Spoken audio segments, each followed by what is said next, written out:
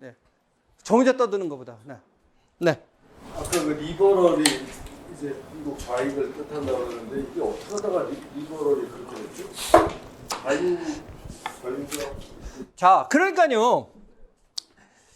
과거에는 자유라는 게 거의 이제 그런 말도 얘네들이 만드는데 자유는 뭐 내가 하고 싶은 거 하는 거라는 거 아니에요. 다만 내가 하고 싶은 거 아느냐 뭐 이런 것이 철학적인 논쟁이지만 일부가 이런 주장을 하고 있어요. 그건 소극적 자유다.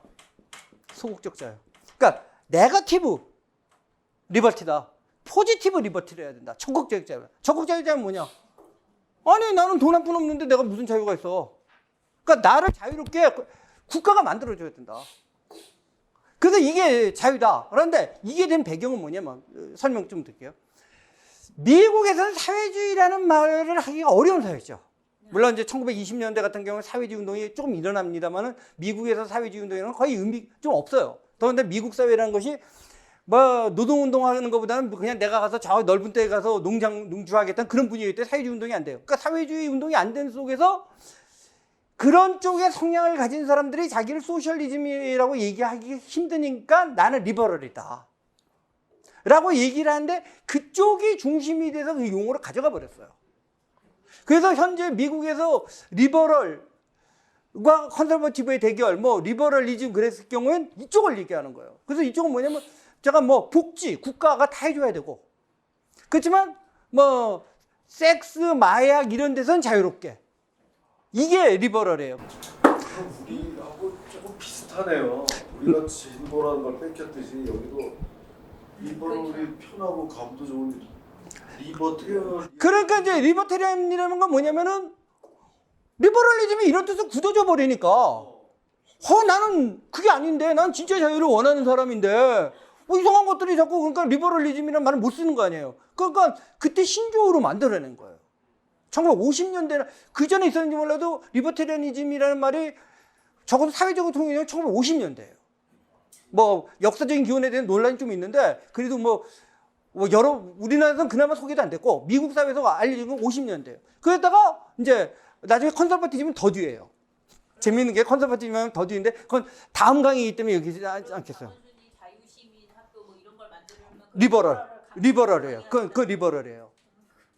네.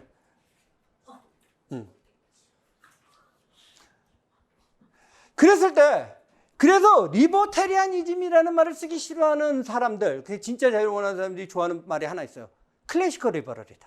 그래서 내가 진짜 고전적 리버럴이다 해서 얘기를 해요. 네. 그래서 예를 들어 저 같은 경우가 컨서버티브라고 했을 때 뭐 할 때 항상 제가 좋아하는 말은 저는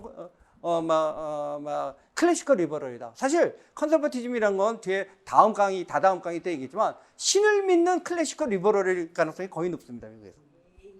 신을 믿는. 그러니까 그겁니다. 그래서 클래시컬 리버테리안 이건 다른 개념들인데 이 클래시컬 리버럴이 오히려 현대 와서는 리버테리안하고가 정통적인 맥이 이어집니다. 그리고 우리나라에서 거듭 얘기지만 자유기업원과 그 경제학자들, 특히 자유경제 주장하는 그 경제학자들은 대부분이 리버테리안이거나 혹은 클래시컬 리버럴입니다. 또 다른 질문. 아까 우리나라 그 법 체계가 그 감정에 호소하는 바가 많다고 그랬는데 제가 볼 때는 큰 우리가 뭐 법률신앙에도 만약 생각을 한다고 그러면 원래 그 법원에서 법 조문이나 이런 거에 감정이라고 하는 단어가 변호사나 이런 뭐 법정이나 이런 데서 가장 금기시하는 항목 중에 하나지 않습니까? 그런데 이거 엊그제 한겨레에서 보면 적극적 뭐라고 했죠? 소극적 허위사실 유포가. 근데 소극적 적극적이라는 걸 뒤집어서 얘기하고 보면 그게 사실은 감정적인 주관성을 배제하기 굉장히 어렵지 않습니까? 아까 선생님이 말씀하신 어떤 법 같은 것들은 국가가 뭐 보존해야 이렇게 보장해야 된다라고 하는 그런 부분들이 대부분 감정이 호소하는 바가 많아요. 그래서 이거를 우리가 어떻게 극복할지 이게 과제라고 저는 생각하는데. 좀 뭐 이춘호 선생님이 말씀하신 거를 제가 제대로 했다면 저 100% 공감하라고요. 뭐 토를 대표. 근데 이게 문제 있어요. 지난 시간에 좀 얘기했는데 다시 한번요. 우리나라는 법치 개념이 굉장히 약해요. 그러니까 룰 오브 로우하고 이거를 진짜 여러분들 진짜 구별해야 되는 이 번역이 안 돼서 번역이 이것도 안 되는데 누가 보세요.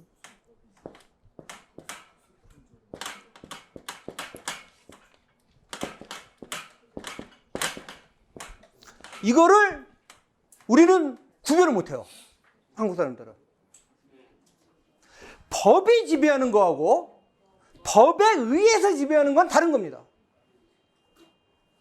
서구에서 특히 보수주의나 리버테리아니즘 그런 데서 얘기하는 거는 정확하게 말해서 법이 지배하는 거예요. 이거는 정확하게 뭐 이것도 이제 뭐 이게 또 사찰 다니시는 분이 또 앞에 있어서 제가 힘든데 모세로부터 나온 거예요. 법이 지배. 그때 법은 이건 하나님이 준 거야. 심하게 얘기하면 왕도 지켜야 돼. 이 지키는 주체는 법이에요. 5번은요 주격이죠. 영문과 나오신 분도 있지만 우리가 문법 잘 따져봐. 이건 주격이에요. 법이 룰하는 거예요. 알겠죠? 이거는 주격이 바이면 서브젝트 주격은 다른 사람이죠. 내가 법으로 통치할 수 있죠. 이거 법이 통치하는 거예요. 다윗이 왕이지만 다윗도 법을 어기면은 처벌을 받아야 돼요. 근데 동양에는 이거는 있었어요. 내가 왕이야. 좀 더 제가 법으로 통치해 볼게요. 여기 계신 분은 전부 나의 서브젝트, 나의 신민이니까 한 달에 한 번씩 이렇게 100만 원씩 나한테 바쳐. 다 서브젝트나 내 관노들. 안 지키면 사형. 그거 지키고 싶어요? 법이잖아. 법에 의해서 통치하잖아. 근데 이거는 그게 아니에요. 그런 법은 법이 아니야. 근데 이제 이거 자연법 얘기고 길어지고 우리 변호사시고 법대를 나오시고 검사하시는 분 앞에서 그러는데요. 근데 그러니까 우리는 이 법치 개념이 없었기 때문에 룰 오브 로우가 없었기 때문에 법이란 게 싫은 거야. 법은 사또가 왕이 정해놓고 그냥 네 죄는 네가 일렸다 때리는 거야. 그다음에 일제가 그런 거야. 그다음에 그러니까 국회의원들 보고 일 안 하냐고 그래요. 오늘 리버테리안적인 거 설명할게요. 컨서버티브적인 거 좀 더 하나요? 쓸데없는 법을 만드는 건 죄악이에요. 앉아갖고 이상한 법을 만들고 있는 거야. 아무도 안 지키는 법. 우선 아무도 안 지키는 게 우선 아무도 지킬 수가 없는 법. 지킬 수가 없는 법, 따라서 아무도 안 지키는 법, 그리고 필요에 따라서 미운 놈만 처벌할 수 있는 법. 뭐 김영란법도 난 그걸 보거든요. 그러고 이래. 너 그러면 뇌물 받겠다는 거야? 직장 괴롭힘 안 해야 되잖아. 그러면 직장 괴롭힘 반대법. 난 거기 걸릴 것 같아. 그거 제가 한 1분만. 네. 그 질문을 하셨는데 이 법에 이런 감정이 개입돼도 되겠냐, 아주 이성적인 선물이 열리지 않겠냐, 정말 좋은 지적이시고요. 그래서 저는 이 우리나라에 사람 이름이 붙은 법은 다 악법입니다. 아주 포퓰리즘 법이에요. 전부 우리 헌법에 어긋나는 것들. 아영 입법, 민식 입법, 그거는 감정을 넘어서서 법에다가 적대감을 넣은 법들입니다. 그래서 굉장히 위헌적인 요소가 많고, 또 무슨 이희호법 이런 거는 법에 일반성, 보편성이 있어야 되는데 딱 한 사람을 위한 법이라는 게 나와요. 법의 외피를 쓴 이거는 그냥 아주 정치 그 자체인 그런 것들이 많습니다. 그래서 이런 거를 국회에서 많이 막았는데 지금은 이제 막기가 많이 어려워졌다. 그러니까 국회에서 열심히 일하시는 분이요, 대부분 법을 만드는 분이 아니라 법을 막는 분일 경우가 리버테리안들은 그게 맞습니다. 농담이 아니라, 농담하는 게 아니라요, 쓸데없는 법을 막는 게 더 중요한 경우가 많습니다. 네. 두 개의 표현을 보니까 그 안티고네 재판이라고 있지 않습니까? 네. 그거가 정확하게 그래서요, 아주 유용한데요, 우리가 하는 법치는 이겁니다. 법이 주인인 거예요. 법으로 하는 거, 법을 수단으로 장난치는 거예요. 그리고 사실 말씀하셨지만 원래 헌법재판소가 있고 그런 게 뭐예요? 이런 건 사실 국회에서 통과돼도 다 위헌 으로 끝내야 되는 거예요. 그리고 우리나라도 원래 헌법재판소가 따로 있는 건 헌법재판소를 민중이 뽑지 않죠. 미국도 연방대법원이 우리 헌법재판소인데 민중이 뽑지 않습니다. 왜냐? 이것은 다수결로 결정하는 문제가 아니에요. 헌법 정신에 따라서 해야 하는데 우리나라는 헌법 정신을 무시하고 그냥 지와 정파적인 이해로 하죠. 그다음에 제가 얘기하지만 뭐 다시는 얘기 또 반복하면 이런 정신이 많죠. 요즘 많이 하죠. 옛날에 사법고시 붙으면서 수석하면 나는 가난한 사람을 위한 판사가 되겠다 그래요. 축구 심판이 말이에요. 나는 키 작은 팀을 위해서 뛰는 심판이 되겠다고 해요.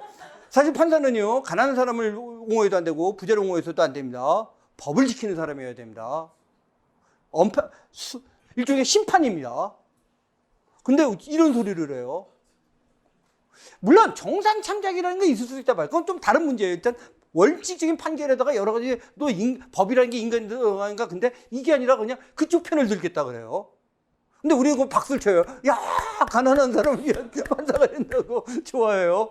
진짜 미국 컨설버티브들이 되면 전부 그냥 거품 물고 졸도할 일입니다. 지난번에 좀 우리가 행복 준다 그러니까 막 좋아하는 것처럼. 거듭 얘기지만 행복은 국가나 대통령이 줄 수 있는 게 아닙니다. 행복은 각자가 다르고 많이 행복을 줄 수 있는 뭐 주체가 있다면 그건 신입니다. 근데 인간이 정치인이 행복을 주겠다는데 막 좋아해요. 그건 자신의 자유를 포기하겠다는 겁니다. 자, 또 다른 질문 있습니까? 왜냐면 10시에 끝내려고 그래요. 10시 끝. 그러면 판결문에 법감장이라는 표현을 많이 쓰는 걸 알고 있거든요.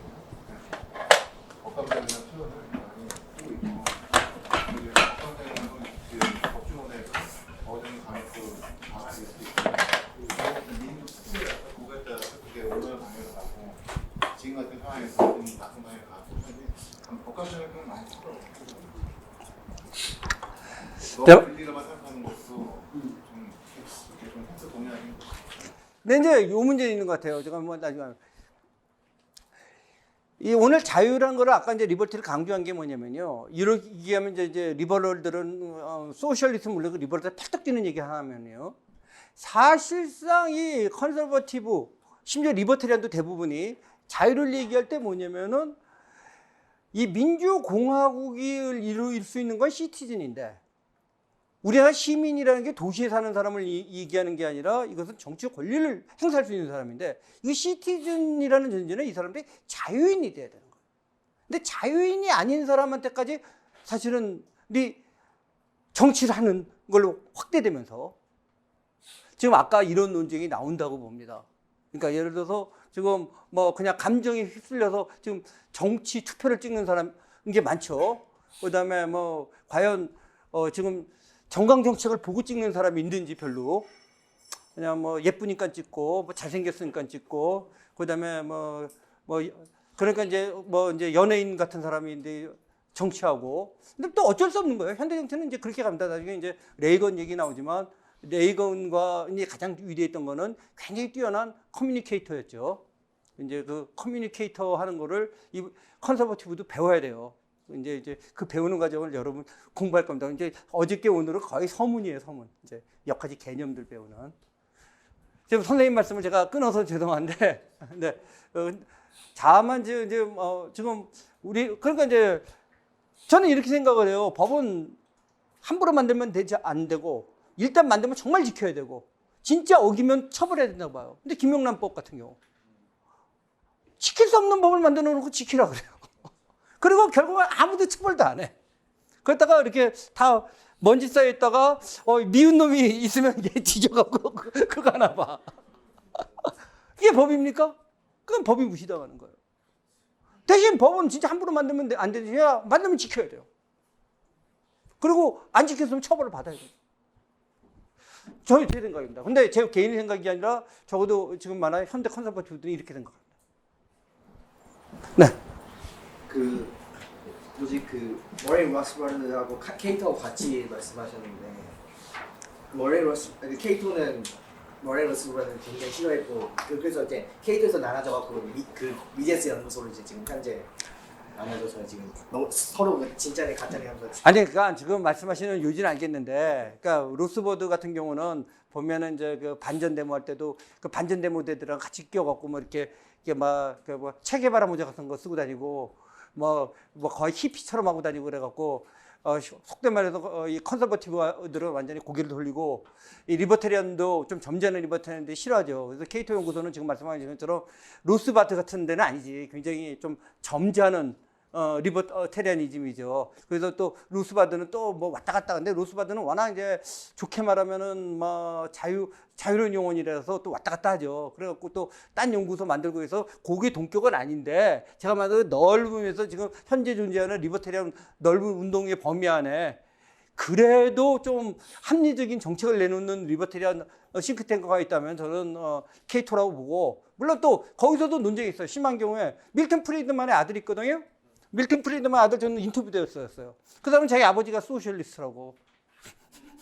그 사람만 해도 그 사람만 해도 국가 재정을 얘기하고 거시경제를 얘기한다. 우리는 거시경제 같은 거 필요 없다. 그런 소리를 해요. 뭐래서 진짜 엄밀하게 들어가면 뭐 그런 거기까지 모르겠는데요. 저는 그 말까지는 동의할 수 없고, 하여튼간에 뭐 그런 식으로 나눠지면은 굉장히 하고 리버테리안 물론 그거 있어요. 제가 늘 좋아하는 얘기죠. 오랑우탕하고 침팬지가 다르고 또 오랑우탕에도 말레이시아산하고 버마산이 다르고 뭐 그 안에도 굉장히 다양해요. 그래서 굉장히 다양하지만 지금 그 얘기를 일일이 구별하고 설명하려면은 뭐 제가 볼 때 리버테리아니즘만 하더라도 이 12강에도 모자라요. 근데 큰 줄기만 보는 거예요. 큰 줄기. 그래서 경우에 제가 얘기한 거는 컨서버티브 쪽은 합리한 리버테리안이냐 안 하는 거냐 그랬을 때 이 로스바드 같은 경우가 가장 안 한 쪽으로 대표적인 이제 개념을 나왔죠. 예를 들어 근데 뭐 그렇습니다. 거기까지 말씀드린 거예요. 되게 기본적인 거. 우파 좌파는 어떤 개념? 그 지난 시간에 안 오셨죠? 나 딱 자. 우파 좌파다 우익이다 좌익이다 그것도 좌파 우익 구별하는데 그냥 라이트냐 레프트냐인데 라이트냐 레프트냐는 건 세 가지 기준이 있습니다. 첫째, 가장 원론적인 거 프랑스 혁명에서 나온 겁니다. 프랑스 혁명에서 맨 처음 그 국민회의를 소집했을 때, 그러니까 삼부회의를 소집했을 때 맨 처음 왕당파가 대충 오른쪽에 앉고 대충 혁명파가 좌측에 앉혔다가 왕당파가 제거된 다음에 혁명파에서 이 자코벤 같이 급진파가 왼쪽에 앉고 지롱드 같이 좀 온건파가 오른쪽에 앉았어요. 그래서 속된 말로 해서 기존 체제를 수호하고 좀 온건한 쪽으로 하는 거. 이쪽이 우익이 라이트고 뭐 누구는 우익이냐 우파냐는 걸 나누는데 뭐 거기까지는 뭐 저 영어로 구별이 안 되고 제가 라이트 레프트고 이게 첫 번째 원론적인 겁니다. 근데 두 번째는 이제 정치 철학에서 얘기하는 건데 정치 철학이 발전하면서 라이트냐 레프트냐라고 하는 것이 결국 평등의 문제를 볼 때 보다 평등을 강조할 정도로 레프트고 보다 불평등을 강조할 정도로 라이트예요. 근데 이 두 가지 다 그냥 뭐 교과서에 나오는 얘기고 현실 정치에서 1920년대 이후에 라이트와 레프트가 갈라진 거는요. 볼셰비키를 어떻게 보느냐예요. 1917년에 볼셰비키 혁명이 일어났어요.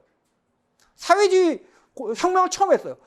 볼셰비키를 좋아하는 놈일수록 레프트고 볼셰비키를 싫어하는 쪽이 라이트예요. 지난번에 얘기했지만 우리는 이게 워낙 옛날 반공국가에 살면서 구별이 안 됐지만 자 공산주의자하고 친공주의자하고 용공주의자가 같은 말입니까? 다른 말이에요. 이게 그다음에 이건 극주하고 그러니까 여기서 공자는 볼셰비키를 얘기하는 거죠. 우리는 더한 애들이 있지 뭐 주사파라고 이건 이거 친공은 이건 공산은 아니야. 공산은 아닌데 뭐 얘네들 그냥 대충 좋다고 이거 영어로 fellow traveler라고도 하고 뭐 여행 같이 하는 동반자라고도 하고 그냥 공산주의가 좋대. 얘네들이 대충 좌파고 용공은 뭐냐면 사실 얘는 그냥 공산주의 용이라는 거야. 사실 용공까지는 지금 뭐 그런데 과거에는 그것도 용서를 못했죠. 그런데 우리나라 한국 6.25라고 전쟁이라는 것 때문에 이건 난 공산주의 용인하겠다는 거야. 그래서 제가 웃긴 소리 했죠. 제가 학생운동할 때 재판 과정에서 검사가 그러는 거야. 너 용공이지? 아닌데요? 진짜 말해봐. 아, 속으로 나 진짜 용공 아니야, 이 새끼야. 나 공산주의자인데 왜 달려온 거야? 아, 저 미친 새끼야. 아, 무식한 검사 새끼. 너 용공이잖아. 아니, 진짜로. 난 양심에 꺼린 게 없지. 난 공산주의자야. 난 용공인 적이 없어, 그때. 난 이거지. 내가 공산주의 용인하자니 내가 공산주의자인데. 참 웃긴 새끼 그러면서. 그러면 왜 히틀러가 극우냐? 몰라요. 이 중에도 뭐지만 대부분이 뭐 이거는 그래도 얘는 처벌하자면 히틀러 어떻게 하자 그랬죠? 이런 공산주의자는 그냥 가스실에 몰아넣자는 거죠. 제일 싫은 거죠. 그러니까 이거 극우입니다. 그래서 극우냐 그냥 우냐라고 했을 때는 이 폭력의 문제가 우선 강력하고요. 이건 제가 폭력을 써서 이거 다 때려 죽이자. 근데 사실은 우리나라도 좀 극우들이 계셔요. 어른들 중에. 뭐 빨갱이는 2명도 부족하다, 많다, 뭐 다 죽이자, 뭐 이러면 그게 극우입니다, 사실은. 명확하게 극우입니다. 그러니까 아니 말로든 그게 그겁니다. 그래서 자꾸 사회주의 이게 사회주의 아닌 줄 아는데 사회주의는 두 종류입니다. 지난 시간 안 오신 분이 아닙니다. 사회주의는 소셜리즘은 사회가 중심이 돼서 하는 주의예요. 사회주의가 뭐예요? 그래도 사회가 주인이 되는 거야. 개인이 아니라. 이건 크게 두 종류가 있습니다. 하나는 사이언티픽, 과학적 사회주의라고 주장하는 놈들. 이게 막스 내린주의입니다. 얘네들은 사회 중에서 뭐가 중요한 거죠? 계급, 클래스가 중심이 되는 거예요. 그리고 또 하나 있어. 내셔널 소셜리스트들이 있어요. 이게 뭐예요? 이게 나치예요. 얘네들은 뭐냐? 뭐가 중심이 되냐? 네이션이나 혹은 레이스, 인종이 중심이 되는 사회주의를 얘기하는 거예요. 얘네들도 그거 갖다가 우리 일본 애들이 자꾸 국가사회주의라고 또 번역했는데 이게 뭐 민족사회주의죠. 만약 그런 식으로 이게 또 이럴 때는 또 국가라고 번역해버려. 참 재밌는데. 그래서 둘 다 사회주의인데 왜 싫어하냐? 원래 비슷한 사람끼리 더 싫어할 수 있습니다. 실제로 볼셰비키들이 제일 먼저 준 건 트로츠키를 더 싫어하지 자본주의 싫어하지 않습니다. 그다음에 이런 표현하지 모르지만 약간 무리한 표현이면 여기 기독교인도 많죠. 여러분도 불교도가 더 싫어요? 혹시 뭐 통일교가 더 싫어? 신천지가 더 싫어요? 네, 물어볼게요. 네. 이건 뭐 그냥 이해하시라고 설명한 거예요. 그러니까 이들이 더 싫어하는 이유가 지금 이단 논쟁하기 때문에 그렇습니다. 근데 이게 뭐 다른 것처럼 얘기하는데 컨서버티브들이 이거 둘 다 싫어하는 거예요. 진짜 오해하시면 안 돼. 우리는 클래시컬 리버럴입니다. 클래시컬하는 의미에서 컨서버티브는. 우리라고 해서 죄송합니다. 잠깐 저는. 소셜리즘을 트럼프가 요새 얘기하는 거 뭐 전체주의적인이라는. 자, 트럼프 얘기는 오늘 시간도 없고 여기 오늘 아직은 좀 진도를 약간 나가고 하겠습니다. 그러니까 제가 옳다 그러면 약간 기본 개념에 대해서 그래도 좀 확인이 된다면 해야지 너무 어렵기 때문에 그렇습니다. 근데 잠깐 바로 그 문제입니다. 그래서 거듭 얘기하지만 우리는 개인의 자유와 책임 그리고 공동체인데 바로 개인 자체를 싫어하고 개인보다는 사회가 앞섰다는 놈들 저런 사회주의자들입니다. 그래서 참 북한이 나는 이미 얘네는 사이언티픽 소셜리즘도 전 아니란 것 같아요. 사실 내셔널 소셜리스트래요. 나는 걔네들 파시즘, 나치즘 그런데 나는 김일성, 김정일 말로 진짜 나치즘과 이 스탈린즘의 나쁜 거, 심지어는 천황제 일부의 나쁜 것까지 다 합친 놈들이라고 생각을 해요.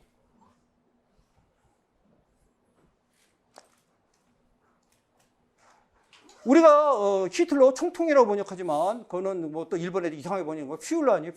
퓨일러가 만약에 제가 영어 발음 나쁘지만 독일어 발음 더 나쁜데 독일어 사전에 찾아봐요. 퓨일러가 뭐냐? 리더예요. 지도자입니다. 그 다음에 해석하기에 따라서 옛날 사전, 요즘 사전 말고 옛날 조금 사전 보면요 수령이라고 나와 있습니다. 그래서 러시아말은 보지지라고 하는데 그게 이제 스탈린을 가리키는 말인데 그게 수령, 리더. 그래서 사실 러시아의 보지지, 그다음에 제가 발음 잘못해서 이상한처럼 말 듣는데 오해하지 마시고요. 그다음에 독일어에서 퓨일러, 그다음에 한국에서 수령. 이게 동일어입니다. 이게 왜 그런 게 나오는지 똑같은 사상의 바탕입니다. 사실은 그 이유도 철학적인 얘기. 아마 다음이나 다다음에 나올 겁니다. 이 강의록이 나옵니다. 야, 이제 시간 많이 됐는데 마지막 질문. 아니면 마지막 질문은 끝내고 가입하실 분은 가시고 우리 또 커피 한 잔 먹으러 가실 커피 부대는 커피 마시러 가고 합시다. 너무 늦어서 또 집에 먼 분들이 있어서 그래요. 자, 마지막 질문 없어요? 북한은 나치보다 조선하고 비슷하고. 저는 걔네들 얘기는 여기서 대충 합의가 될 것 같은데 최악의 나치와 최악의 스탈리니즘과 이 최악의 조선 왕조가 합친 그런 놈들이. 근데 나 그거 좋다고 하는 애들 이 얘기만 하나 하겠습니다. 옛날도 아니고 한 10여 년 전에 소련, 지금 러시아 공산당 하는 놈이 있어요. 지금도. 그래서 주체사상 얘기를 하던 걸 보고 우리가 국가범법으로 처벌한다 했더니 얘가 막 그러는 거야. 아니 왜 그런 국가범법으로 걔를 처벌하냐. 그래서 그놈이 지금 현존하는 러시아에는 지금 러시아 공산당이 있어요. 거기 핵심 거기 국회의원이었어 사실 공산당 소속. 그래서 그쪽 편드나 그러고 내가 조금 저했더니 야, 주체사상은 무슨 애매하게 국가범법으로 처벌하냐. 걔네들은 정신병자 수용에 관한 특별조치법으로 격리 수용을 하면 되는 거지. 그러더라고요. 걔 자체가 이거 공산주의도 아니라면서 욕을 하는데. 그래서 이런 얘기도 들었습니다. 제가 약간 농담 같은 얘기인데 그걸 무슨 정치범 대우를 하냐. 그걸 갖다가 그런 소리도. 러시아 공산당 사람이 그 말을 하는 걸 들은 적이 있습니다. 자, 그러면 공식 강의는 10시가 넘었기 때문에 우리 딱 8시에 시작해서 10시에 딱 끝내는 게 원칙입니다. 자, 끝내겠습니다. 감사합니다.